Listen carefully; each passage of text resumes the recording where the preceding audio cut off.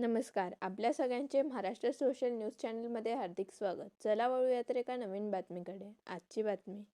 संपूर्ण राज्यात गाजत असलेल्या कॅप्टन अशोक खरात यांच्या प्रकरणामुळे राज्यातील विविध मंत्र्यांची नावे समोर येत असताना अशोक खरात यांच्या ट्रस्टला मंत्री जयकुमार रावल यांनी आपल्या पर्यटन निधीतून तब्बल 1.5 कोटी रुपये दिल्याचे समोर आले असून या प्रकरणी जयकुमार रावल यांच्या विरुद्ध गुन्हा दाखल करण्याची मागणी अनिल गोटे यांनी केली आहे. कॅप्टन अशोक खरात यांची भरभराट हे गृह खात्याचे अपयश असून मुख्यमंत्र्यांनी प्रामाणिकपणे जबाबदारी स्वीकारण्याचे आवाहन देखील माजी आमदार अनिल गोटे यांनी केले आहे. प्रकरण आहे हे प्रकरण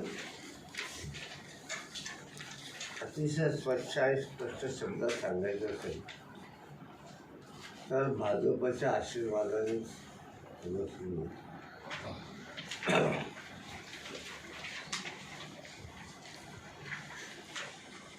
स्वतःवरची जबाबदारी झटकण्यासाठी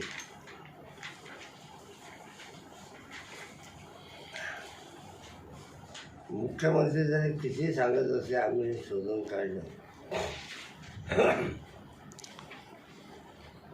काढलं म्हणजे काहीतरी होतं आणि त्यात शोध लावला असं नाही. हे तुमच्या आशीर्वादाने सुरू होतं. लक्षात घ्या की गृह खात्याची सूत्र गेल्या 12 वर्षापासून देवेंद्र फडणवीस यांकडे आहे.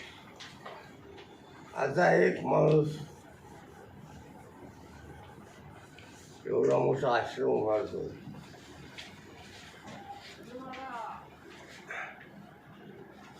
त्यानंतर त्या ठिकाणी महिलांना बोलवतो, मंत्री तिथे जातात, बाबांच्या पाया पडतात, त्यांचं पाय धुतलेलं पाणी ते समोरून पितात. एवढंच कमी काय म्हणून त्यांच्या मूत्राला समावेश असलेलं ओहने जल म्हणजे खराताचं मूत्र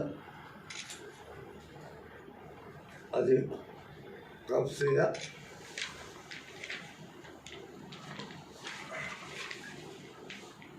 अधिक व्याघ्राचं पाणी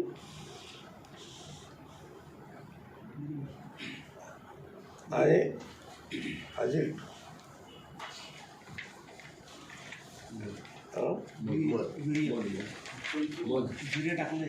मध लघवीर टाकलं. लघवीच्या नंतरचाच भाग आहे तो. काय म्हणजे ज्याची सार्वजनिकरित्या चर्चा करायला सुद्धा माणसाला लाज वाटते अशा गोष्टी एकत्र केलेल्या हे सगळे प्राशन करत होते. मी तुम्हाला साधा प्रश्न विचारतो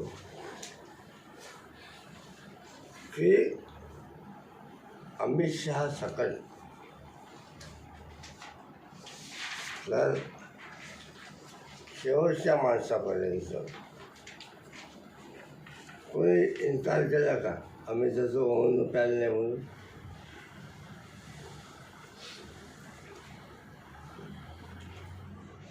त्याचं होऊन नाही ते आम्ही प्यालो नाही बा, आम्ही नुसतं जाऊन दर्शन घेऊन आलो असं कोणी म्हटलं नाही. जर ज्या अर्थी देशाचे गृहमंत्री राज्याचे मुख्यमंत्री त्याच्या आश्रमाला भेट देतात,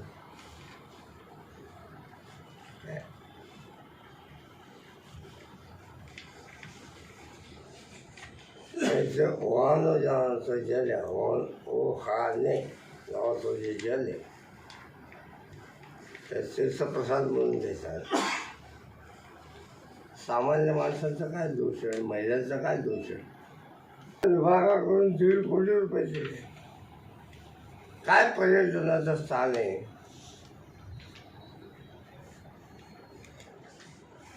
कुठलं क्षेत्र आहे पर्यटनाचं? कोणी कुठल्या पर्यटनाच्या यादीमध्ये जाहीर केले?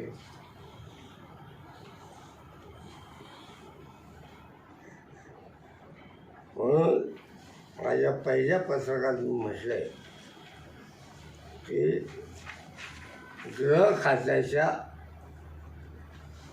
मर्यादेत ही चौकशी असता कामा नये. ही चौकशी या प्रकरणाची सगळी व्याप्ती बघता सुप्रीम कोर्टाच्या जजच्या अध्यक्षतेखाली झाली पाहिजे.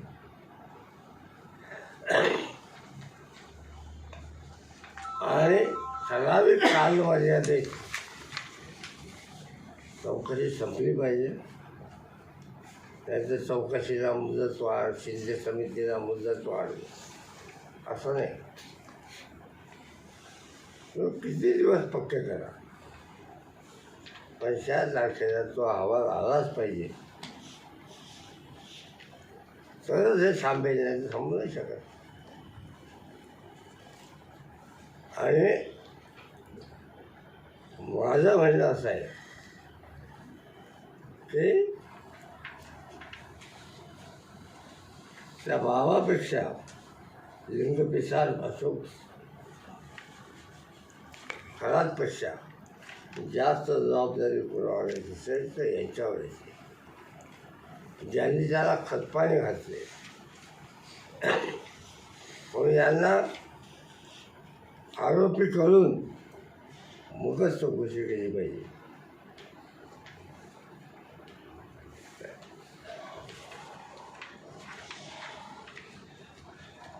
जेव्हा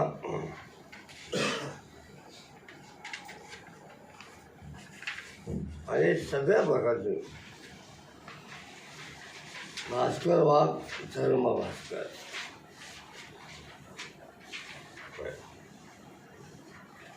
आसाराम बापू, कीर्तनकार,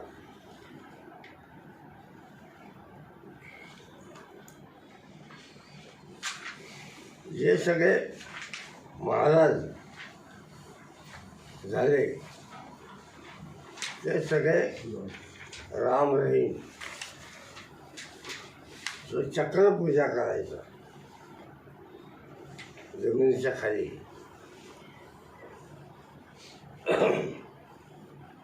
हे सगळे महाराज हे धर्माच्या प्रचंड पोलादी पडद्याखाली यांचे उद्योग चालू. काय संबंध आहे आता हिंदू धर्माशी?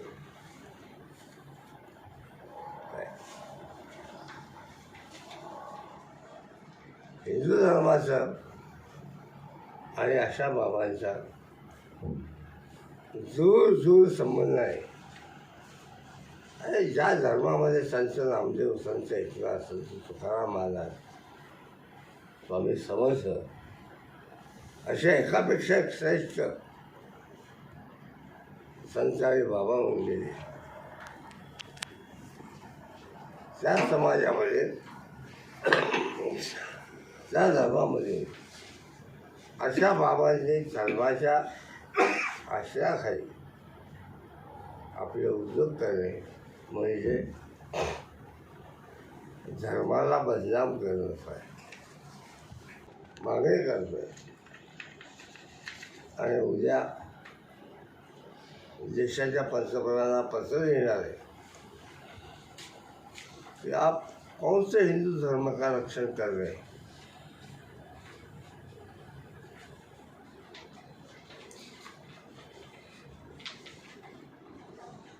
जो Bharat meet export, beef export में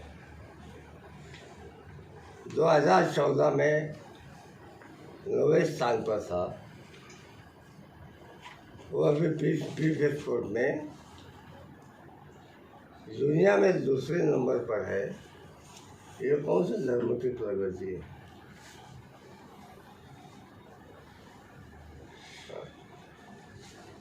हिंदुस्तान हमारी माँ है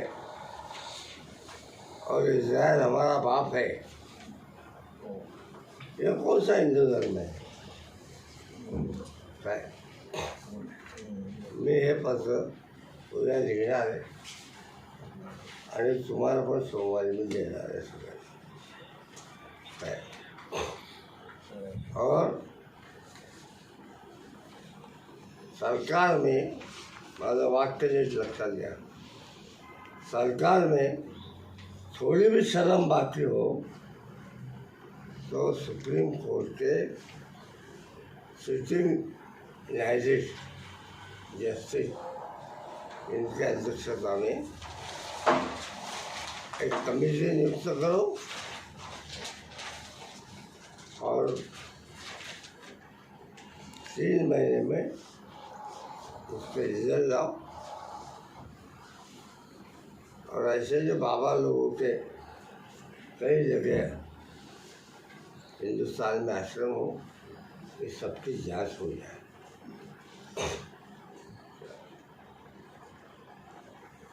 अभी हद हो गई है, जब तक मत रुको जब तक लोग हाथ में कानून है. हे असं माझं पत्रकार परिषदेचं निवेदन आहे. बातमी आवडल्यास चॅनलला लाईक व सबस्क्राईब करा व दररोज अशा नवनवीन बातम्या पाहण्यासाठी चॅनलला फॉलो करा. धन्यवाद.